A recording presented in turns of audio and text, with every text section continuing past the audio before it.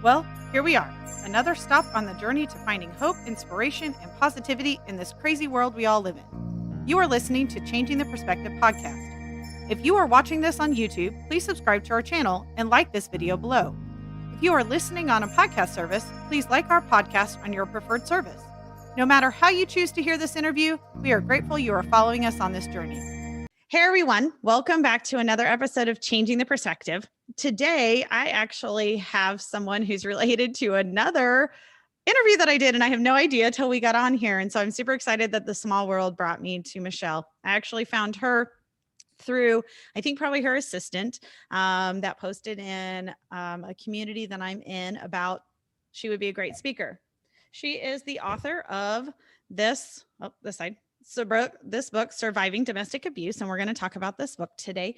She's here as an expert on how to get support, whether it's formal, informal, and maybe even a discussion of if you are a friends or family of someone who's being abused, how you could potentially help them. And I think this is great advice because I've been there, done that.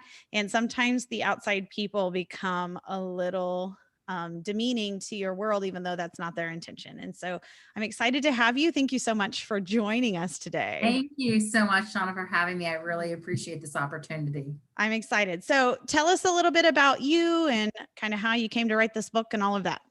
Sure. Well, I started in the field back in the day. I did my undergraduate work at Stetson University, a degree in psychology. Okay. And then from there, we went directly right into the master's program, a master's of mental health counseling at Nova Southeastern University in Fort Lauderdale, Florida. Okay. And then right from there, we went directly into the doctorate program of Nova Southeastern Conflict Resolution and Dispute Analysis Program. And this is where I began the dissertation process. I started to really hone in on some topics and ideas that I wanted to filtrate through my chair, my committee to kind of nail down. And at the time, what brought me to write the book, and this is part of the dissertation, is at the time I was working for a local jail, and I was working in an inmate in custody female unit. And what I was realizing, I was doing group counseling. It was an anger management, domestic violence, and conflict resolution unit for incarcerated women.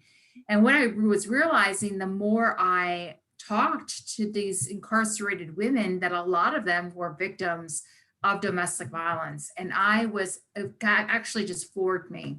So I really started to process this in my own head and really had discussions with my committee chair and did some preliminary research to see if there's anything really out there for domestic violence survivors about the supports and such a flawed system that there is and still continues to be, try to improving the system and getting the necessary help that victims, hence survivors, of which I interviewed in the book, needed and really helped them, that were effective methods.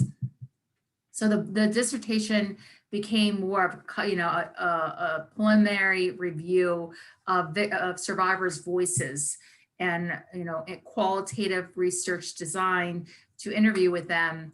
And then I couldn't, after I got the PhD, I really could not let go of the information that I got.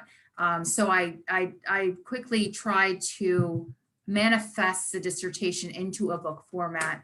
And I got a proposal from Rutledge, Taylor and Francis Company Group, which then published my idea and when I pitched the proposal. That's awesome. So for all the people out there, this book is kind of in format of how you would get out, how, if you were in a domestic situation, how you seek help, how you get the right people in your court for this thing. So let's just kind of go through a little bit of the table of contents and we'll just discuss those. Is that good? Absolutely. Okay. So like part one was seeking help. So obviously this is kind of your initial, like in my situation, you're in the situation, you now realize that maybe it's not a right situation to be in. It's unhealthy. It's dangerous. And now you don't know where to start. Right? That's what this chapter is about. So kind of go into what you found.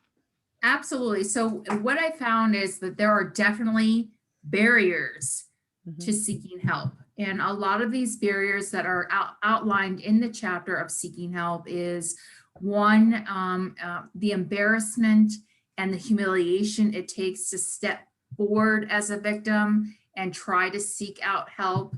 That's one of the huge barriers that prevents victims from seeking help. Another barrier that we talked about is, this is no cookie cutter kind of, solution. It's individualized, it's depending on the victim and their circumstances. And also, another barrier is a lot of victims felt like what they saw in social media was kind of like their vision as to how what domestic violence actually looks like. So the first thing that I definitely highlighted in the book, and I don't want it to be offensive to victims, is sometimes when you're in a domestic violence situation, you don't really realize that it's abusive when you're in there. So that's one of the key things that I obviously do not want to offend victims who are in abusive relationships, but recognizing that, yes, this is indeed an abusive dynamic. And that's the first thing. And then realizing what keeps us stayed in abusive relationships is something that I describe in terms of the Stockholm syndrome. And the Stockholm syndrome is a term coined based out of Stockholm, Sweden, which really parallels a hostage hostie kind of relationship. And this relationship is something we coined as the term traumatic bonding. It's a dysfunctional traumatic bonding that the hostage has with the hostee. And basically what I did with that relationship is that I believe I paralleled that relationship to a victim and perpetrator type of traumatic bonding relationship. And so when people ask, why don't you just leave? One of the things that people don't realize is there's an actual emotional traumatic bonding happening between the victim and the perpetrator, which makes it so challenging for the victim to just get up and leave, amongst other components that we haven't really addressed in the book, such as finances, such as children, all these other things that it's such a loaded question. So we break that down, and this traumatic bonding really staples the victim from staying in the relationship. And, it's one of which a lot of formal supports don't understand, particularly law enforcement. They don't understand why they're stapled and why they can't escape. Law enforcement are so used to dealing with criminals, and these are not criminals, these are actually victims. So it tends to need a different type of support and help from law enforcement. Yeah. Yeah. I know when I was going through my situation, you would hear that question, why don't you get out? Or why don't you see it?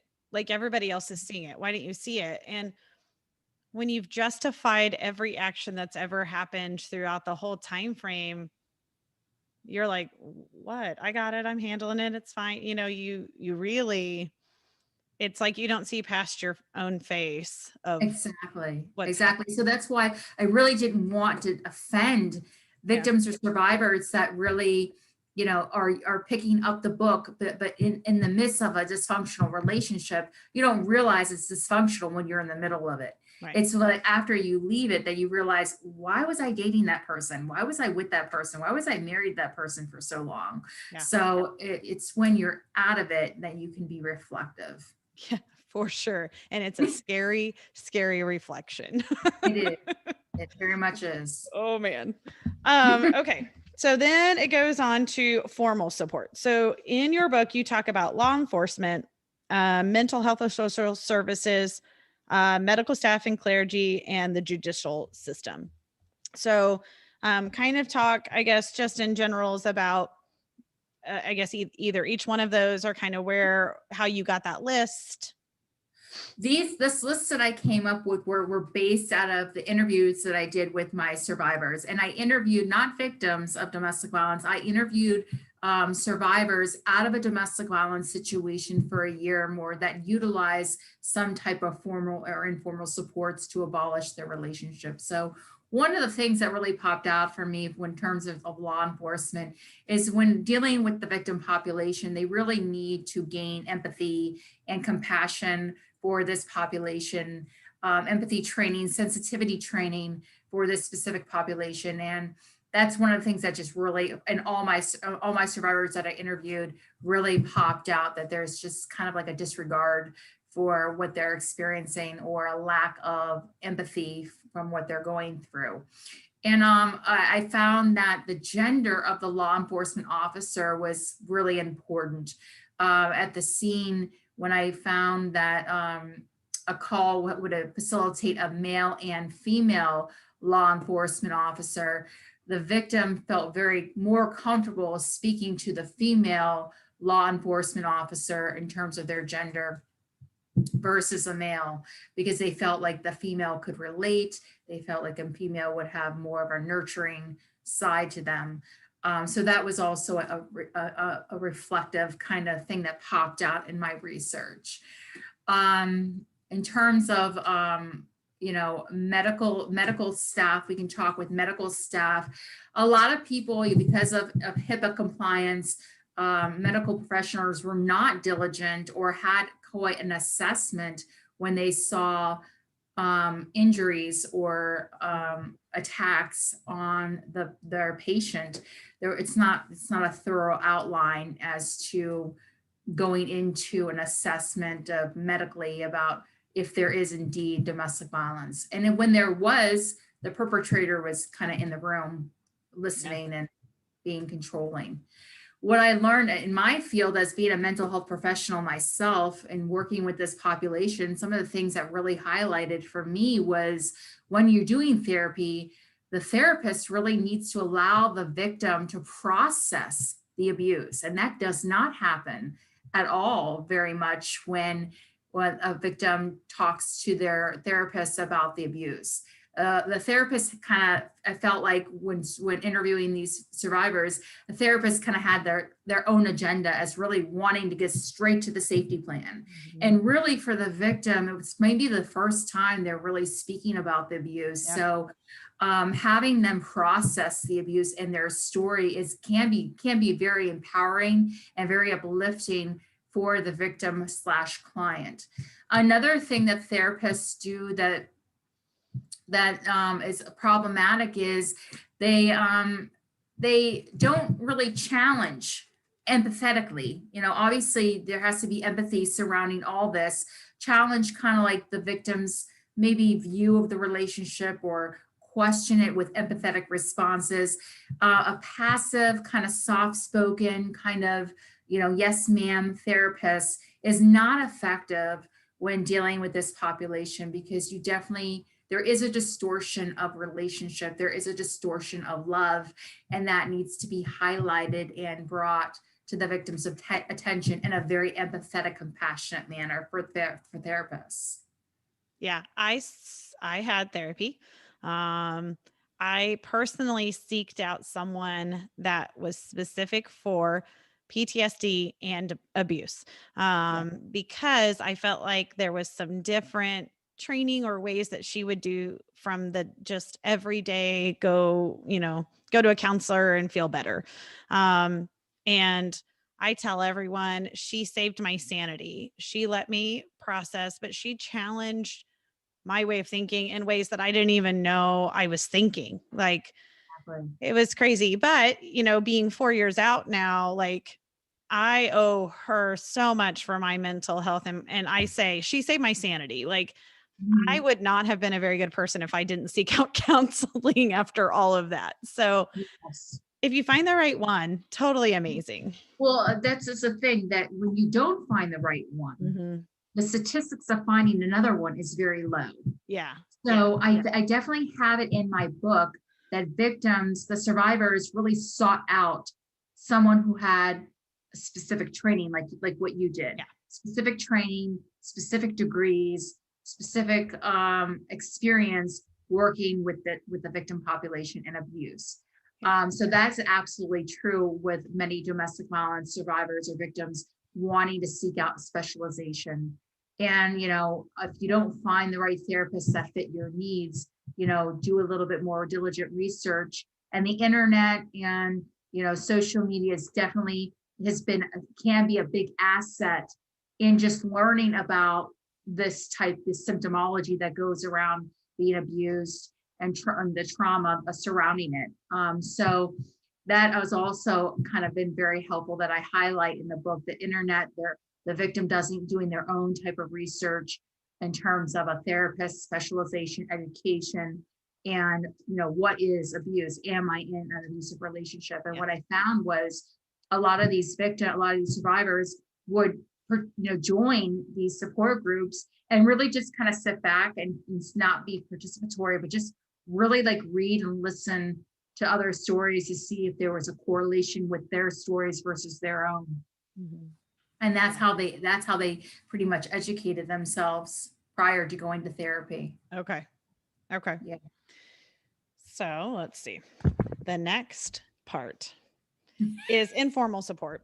And this is really, I had some struggle in this area when I was going through my stuff. And part of it is, so I should say informal support, basically family, friends, coworkers. It's really your people around you. It's your entourage, your people. And Yes. I personally had a struggle here because those are the people out of love that are like, why don't you see this? And they're shaking you and they're saying, get out now. Like, we see all of this stuff.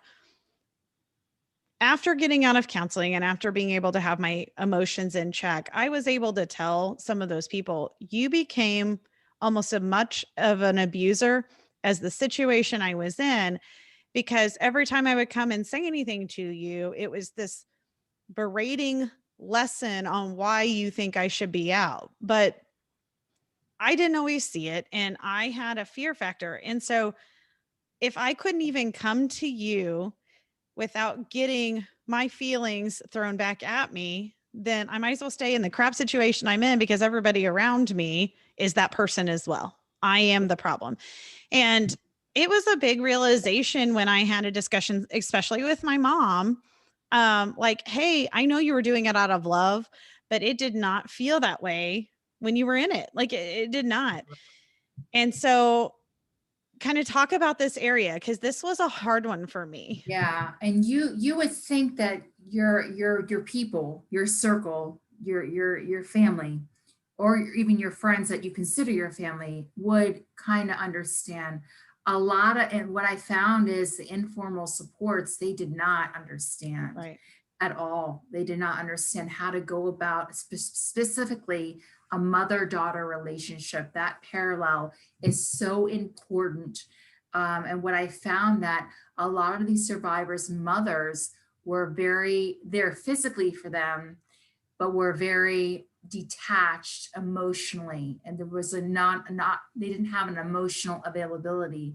And a lot of times when they think that they were doing their daughters a service by bashing the perpetrator, it actually re-victimized their daughters. Mhm. So that bashing of the perpetrator seems like the go-to for Mhm. family members to do, but it's Right. actually not helpful for the victim at all. It Right. just compounds the fact that they've made the wrong decision and that they are in a bad situation. So there are certain things that can be done that informal supports can do differently to support their daughters and their loved ones that are going through this. What I found is that for friends who have heard the abuse over and over again is when a friend offered, this is becoming too much for me. I think maybe it's a good idea for you to seek professional help.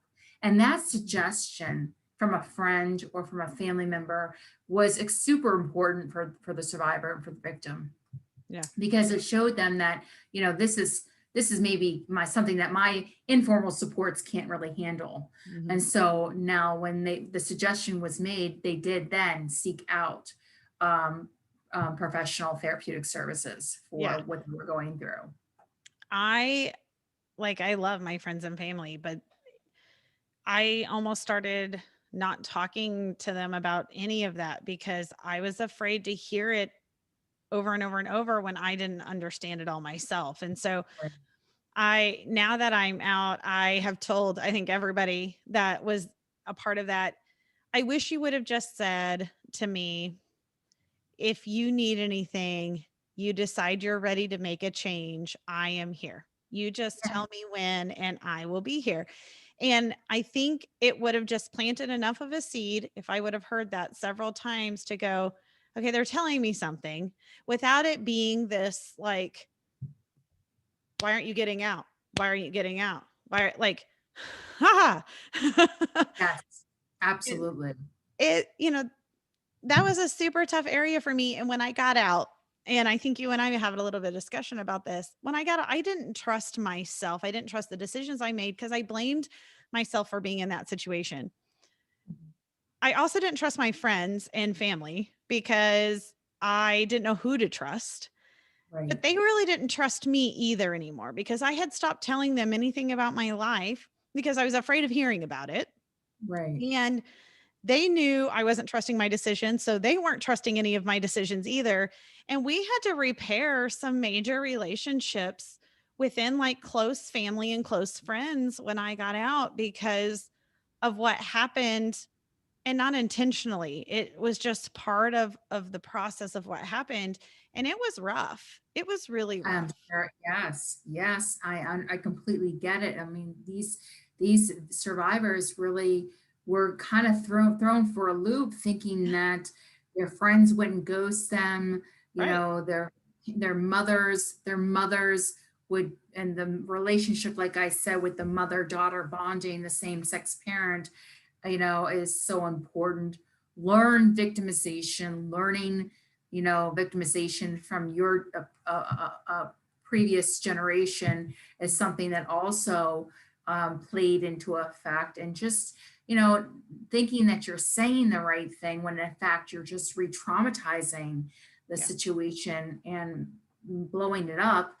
And therefore, you become more distant. Like in your case, you became more distant, more Right. isolative, not knowing that you could trust. And yes, there would have to be some repair from that damage that Mhm. has been done. Yeah. When I got healthy enough in my counseling that I was good not talking about it all the time when I was out, but my family was still talking about it. I finally had to make the comment to them. I went to counseling to get myself right. And if you need to go to counseling to work this out for you, then go. But I can no longer process this with you because I've been processing this for 2 years now. And I had Yes. to shut it down because I was reliving things that I'd already healed, and not permanently healed, but like I was in the process and I was past having to relive that particular situation over and over and over because I'd already done that in counseling. For 2 years, I'd already done that.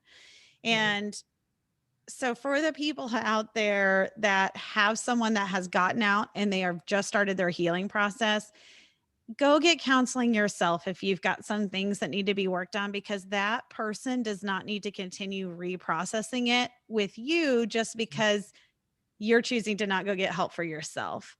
Um, Right. and that's a tough one because as a friend or family, you're like, oh, I'm not affected, except for they are. They are Yeah. very much affected. It affected holidays. It affected the way when we met, I was super, distant, or I just didn't talk about very particular areas of my life or whatever. So it's a negative effect. I don't think people. Absolutely, absolutely. And there are things that, the victim can do to, and when a daughter gets, or a friend gets victimized, it's definitely effective. It Mhm. affects their support systems. Yeah. And it does. And that's a great suggestion for anyone who has been impacted of not feeling kind of helpless, not knowing what to say or what to do or how to facilitate the support that is going to be helpful for the victim. And just hearing about that, and then the strained relationship that takes place between loved ones and the victim is also, a good suggestion to maybe get some, either some family counseling or some there's supports getting their own individualized counseling, Yeah. because it's kind of it feels kind of raw when your loved one, when your daughter is going through all this pain and they're not able to talk about it, but yet it. And it's just Yeah. there again, there's a huge kind of blockade there. It's a lot. Anything else you want to kind of talk about before we get your advice for us? I mean, one of the things that in the book, it talks a little bit about at the end of each chapter has recommendations for the system. And then what I thought was very important in the book that I put in there is recommendations that survivors have for victims. I think that is really, really important. And some of the Yeah. stuff that we talked about in the book in this one section about recommendations for victims, is a little bit repetitive, but it reinforces the fact that some of these survivors, they would have known earlier Yeah. what have happened. They could have saved themselves years of trauma. So I think that that section of the book of recommendations for victims coming from survivors that have been out of a domestic violence relationship for a year or so or more, that advice or that those recommendations were very helpful for victims. Yeah. I think that's awesome. I will tell anyone that's fresh out of it, you get out, you feel a little bit of relief, but you are not mentally okay. And don't Yes. pretend like it, like seek help. I Yeah. look back 4 years ago and I thought I can handle this. I fixed it. I'm good. I was nowhere near good, Yeah. like not even kind of, but I was telling myself I'm fine. So Right. The things we tell ourselves after we've been, and the amount of minimization that happens when we have been traumatized because we somehow have a difficult time digesting the trauma yeah, and the abuse that we've endured. The minimization and the not putting the right level of significance to it, I think is really puts the victim and client at a very bad disservice for themselves. mhm, And that's why, even recognizing that this is abusive or this is toxic or is one of the things that I opened up with. And I, again, not wanting to offend, but when you're in it, you don't realize how much you're really in it. yeah, yeah. Yeah. I have told people that the veil, the real veil of the person came off probably 4 or 5 times through my relationship. And I justified it every time it came off. And so I saw it and it planted a tiny seed. And so when the last time the veil came off and it was obvious enough seeds had been planted and I had started processing like something isn't right for enough time that it was my opportunity and my chance to get out. Mhm. Um, I wish I would have gotten out at the second or third time if I would have had my senses about me a little more. And so I want to encourage anyone that potentially thinks they're in a situation to watch for the real person. It will show that person, like the real face will show, and not an actual face, but like you will see a different person standing in front of you. And when it happens a couple of times, that's kind of your opportunity to say, this isn't working. I've got to be out. If it happens the first time you can get out, fantastic. But rarely does that happen. So, What's so deceiving about the abuse is you don't wake up one day and get punched in the right. face. That's Mhm. not how it happens. No. It's a slow, gradual kind of snowball effect. And statistically, Yeah. it takes a victim 9 times going back and forth with their perpetrator to actually leave on the ninth time, on average, their perpetrator for good. So there's a lot of back and forth. There's a lot of, many times going back to the perpetrator.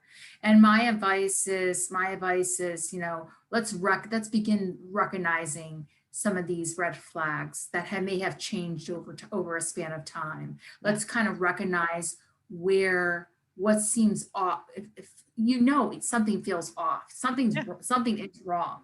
You just may not know what it is. You may not be able to coin it, Right. but something, you feel something's wrong. Right. And so doing your own investigative research through via internet or social media groups and hearing other people's tell their story about their abuse and their victimization can bring a level of awareness and a decreased level of denial that might be happening. So those are some really good suggestions when you are just coming to the realization of bridging out. And it's all about, for the victim, it's all about the right timing for them.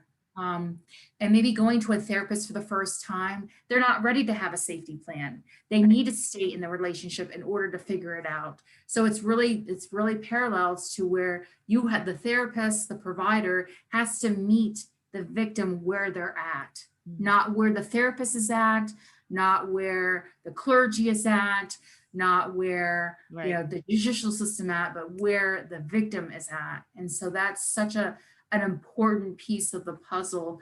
And also, speaking to directly with family and friends as well, under asking some questions that may be uncomfortable, you'll get to know and realize this is really out of my scope. I don't really know how to go about helping. And that's okay to say. Yeah. That's okay to say.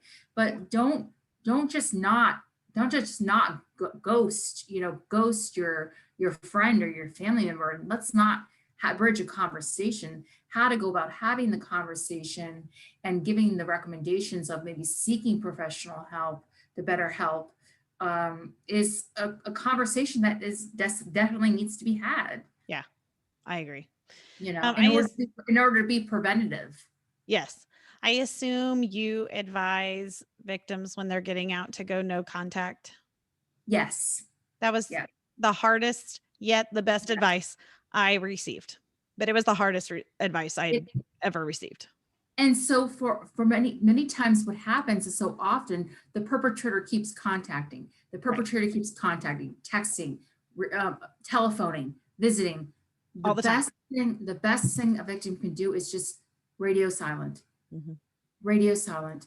Because the more you respond, the more you get reciprocated, the more of an exchange happens. Radio silent. Do not feed into the responses. Hardest thing to do because of the emotional bonding, the traumatic emotional bonding, but something that will cease all communication. No type of email, no type of texting. I think I blocked 11 phone numbers, like 5 or 6 email accounts, 5 or 6 social media accounts. I mean, he tried from so many places and so many angles. And if I answered the phone and it was him, I just hung up and then blocked that number. Yes.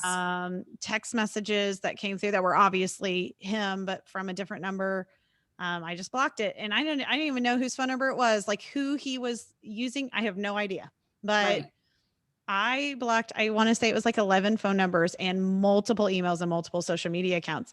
And so when you say go no contact, that's not just blocking the numbers, that is being diligent when you get something new that you're unsure about. Absolutely. Because they will try everything.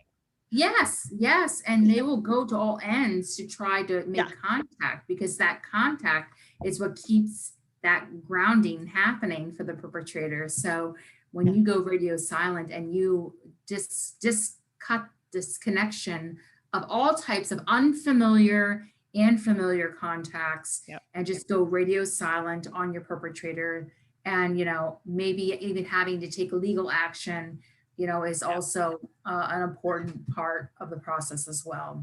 And if you choose to take legal action and they send you a text message, you report it, because it has to be reported so that if something happens, you have every bit of your evidence to say, I reported that he went against that restraining order or that emergency order or whatever you have. Like, you have to, the simplest thing you have to report, because you need that list of like 20 times he tried so that you can get stalking charges if you have to. Absolutely. And so what people don't realize, in the court system, they need that empirical evidence. They need that tangible evidence. Phone logs, text messages, photos, videos. They need all that. They can't just go by word of mouth. You need the Right. tangible evidence. Save everything in a file. Yep. Save everything in one file. And when the time comes and their court date comes off, you download everything and you present it Yep. as tangible evidence to the courts. And Yep. so the judge can then see that this is a stalking situation. This person has violated the court order. So I mean, just like things like that for a Yeah. judicial system to see the tangible, real life evidence is going to be very important for the victim to Yeah. show. And if you're still connected to mutual friends or family, you almost have to go non-contact with those people if they're trying to feed information to you. I remember having to tell a couple of people, like, I don't want to hear it. I don't care what you want to say to me. Like, unless it's something that has nothing to do with that situation, I can't. And Yeah, you have to just tell them no, because most likely, and I hate to say this, but most likely a lot of those mutual people are under the same spell you were under in a different way from that same abuser. And they're feeding them whatever they can to get them to talk to you so they can get information back from you. right. You've got to cut it literally all off, all of it. Yeah, I totally agree. And not what a lot of women they bring on this feeling of guilt for Mhm. doing that. This is Yes. about self-care. This is about taking Yes. care of yourself, and that means cutting people off that are going to go run back to the perpetrator. That's exactly what you need to do. Yeah. And it's really about like taking back your power. It's about restorative power. It's about empowerment for women and knowing that I am not going to attach guilt for having cut off a slew of people. This is something Yeah. that I have to do for my mental health and for my well-being and for my physical safety. Yes. Plain and simple. It's just Yeah. it doesn't sound simple, but it's a mindset that you have to eventually get to Mhm. for a victim who's going through it. And there are resources out there in different areas in different states nationwide. I think I did send you a list of DV Yeah. nationwide services Yeah. to promote that Yes. for a diverse population, because it doesn't only happen in heterosexual relationships, it Right. happens in any type of relationship. Yes. So And we will make sure we link that to the description of this interview, as well as where we can find her book. Um, Great book, great resource. Whether you're in it, I'm not sure I would be carrying this around when you're in it, because most likely your abuser will have all kinds of things to say about this. right. But if you have a place you can store it and read it when you're not around your abuser, great. For just getting out, this is definitely a huge resource. And more importantly, for those informal supporters, those friends and family that aren't sure how to handle, this will give you an understanding of something that you didn't realize was actually happening. And so I Absolutely. think a huge resource for that. That is amazing. Do you have any last advice for us before we close out? I just think about, you were so caught up in having a toxic relationship. The most important relationship I want to leave women that have been through abuse and been through victimization is the relationship that you have with yourself. Yeah. That is first and foremost the most important relationship to have in any type of relationship. If you're not good with self, you can't be good for anybody else. And it's really coming in terms and being kind of intimately related to self and really getting to know yourself, because we are people of flux, we're people of change. We change all the time. How we were a year ago is not how we are today. Right. So keeping up with yourself is a task. And also just keeping yourself abreast of yourself will encourage self-esteem, self-confidence, empowerment, never to fall victim again in your lifetime, in your relationships. I love it. Well, I want to thank you again for being a part of this interview today. Thank Great you so information, wonderful advice. For all of those people who are watching on YouTube, please go ahead and like our channel, subscribe to the channel, like this video, send a comment to Michelle. She'd probably love to know your thoughts on all of this. We will link her domestic violence stuff that she sent me, as well as a link to her book so that anyone can have access to how to find it quickly in the interview description. So please do that. If you're listening on a podcast service, favorite our podcast. We do new things weekly, new subjects all over the board. We're super excited about what we have coming up. So everybody just follow along. I hope everyone had a wonderful week. Have a great weekend, and we will see you next time. Bye. Thank you. Bye-bye.